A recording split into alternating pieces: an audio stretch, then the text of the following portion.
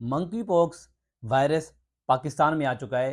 पाकिस्तान में इसके तकरीबन 11 केसेस रिपोर्ट हुए हैं और उसमें से एक शख्स की डेथ रिपोर्ट हुई है और डब्ल्यूएचओ ने मंकी पॉक्स वायरस को पब्लिक हेल्थ इमरजेंसी करार दे दी है। इसके पीछे वजह यह है क्योंकि मंकी पॉक्स जो वायरस है वो पहले अफ्रीकन जो एनिमल्स थे, जानवर थे, उसमें पाया जाता था, लेकिन अभी रिसेंट में कुछ ऐसे केसेस दुनिया भर में रिपोर्ट हुए हैं जिनका अफ्रीका से कोई ताल्लुक नहीं है और उनके जो लोग या वो जानवर हैं वो ना अफ्रीकन लोगों से मिले हैं, ना वहां जानवरों की कोई शिफ्टिंग हुई है, ना इस तरह के मामला देखे गए हैं। इन्हीं चीजों को देखते हुए डब्ल्यूएचओ ने मंकी पॉक्स वायरस को पब्लिक हेल्थ इमरजेंसी करार दे दिया है।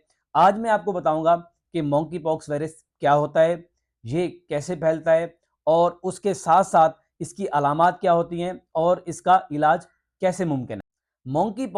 मंकी पॉक्स वायरस के आपके जिस्म में एंटर होने से फैलता है। आप समझते ये हैं कि ये आपके जिस्म में या इंसानी जिस्म में कैसे एंटर होगा। उसके दो ही मेथड हैं, या तो आप इन्फेक्टेड एनिमल का किसी तरीके से गोश्त खा लें, दूसरे नंबर पे ये है कि अगर वो एनिमल आपको बाइट कर ले तो इन दो सूरतों में ये आपके जिस्म में दाखिल होता है और उसके बाद ये ह्यूमन टू ह्यूमन ट्रांसमिट होना शुरू हो जाता है। अब ह्यूमन टू ह्यूमन ट्रांसमिट कैसे होगा? ऐसे लोग जो हॉस्टल के अंदर रहते हैं और एक शख्स के टॉवल यूज करते हैं, कपड़े यूज करते हैं, बेड शेयर करते हैं, चादरें या स्किन टू स्किन कंटेक्ट के अंदर आते हैं और उसके साथ साथ छींकने और स्नीजिंग से भी ये वायरस एक शख्स से दूसरे शख्स में मुंतकिल हो सकता है। मंकी पॉक्स वायरस की अलामात के ऊपर बात करें तो इसकी अलामात फ्लू जैसी होती हैं, जिसमें यह है कि आपको सर दर्द का होना, बुखार का होना, आपके पूरे बदन में दर्द का महसूस होना, आप में कमर का दर्द होना, थकावट महसूस होना और उसके साथ साथ आपको सर्दी का लगना या शिवरिंग होना।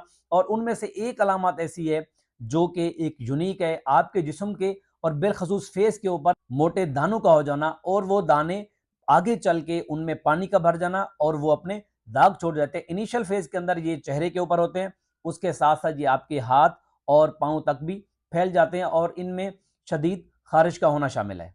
कुछ लोगों में मंकी पॉक्स वायरस बहुत शदीद किस्म का होता है जिसको सीवियर मंकी पॉक्स इन्फेक्शन कहा जाता है। वो तकरीबन 3 से 6% लोग होते हैं, उनके अंदर सीवियर नमूनिया का होना, उसके साथ साथ उनको स्किन इन्फेक्शन का होना, आई इन्फेक्शन का होना, यहाँ तक कि उनकी बिनाई भी जा सकती है। और इसमें ज़्यादातर ऐसे लोग शामिल हैं जो इम्यूनो कम्प्रोमाइज होते हैं, उनमें बच्चे शामिल हैं, बूढ़े शामिल हैं और बेखसूस जो प्रेग्नेंट फीमेल्स होती हैं उनके अंदर मंकी पॉक्स वायरस शिद्दत इख्तियार कर सकता है। मंकी पॉक्स वायरस की सबसे अच्छी बात यह है कि ये 4 से 6 हफ्ते बाद रिजॉल्व हो जाता है, क्योंकि हमारा इम्यून सिस्टम इतना स्ट्रांग होता है, वो मंकी पॉक्स वायरस को मार देता है।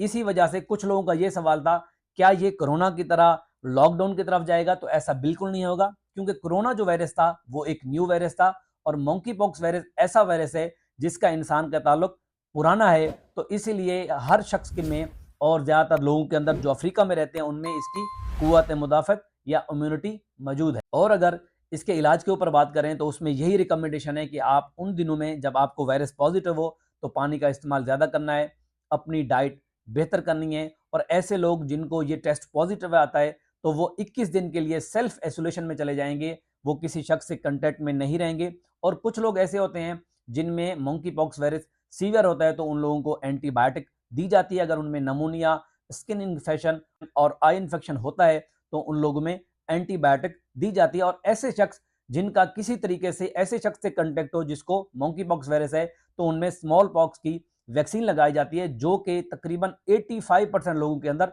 इफेक्टिव होती है।